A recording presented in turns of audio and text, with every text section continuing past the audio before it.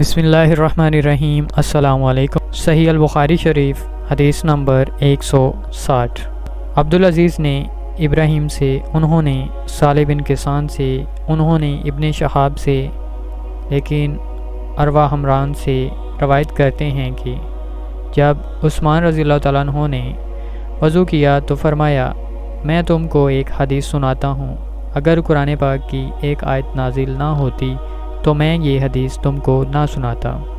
میں نے رسول اللہ صلی اللہ علیہ وآلہ وسلم سے سنا ہے کہ آپ صلی اللہ علیہ وآلہ وسلم فرماتے تھے کہ جب بھی کوئی شخص اچھی طرح وضو کرتا ہے اور خلوص کے ساتھ نماز پڑھتا ہے تو اس کے ایک نماز سے دوسری نماز کے پڑھنے تک کے گناہ معاف کر دیے جاتے ہیں۔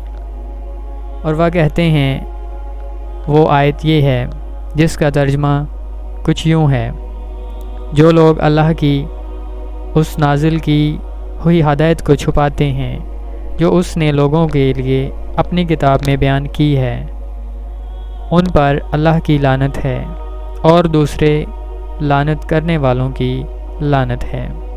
برائے مہربانی اگر آپ کو یہ حدیث مبارکہ پسند آئی ہے تو ویڈیو کو لائک اور چینل کو سبسکرائب کر لیں۔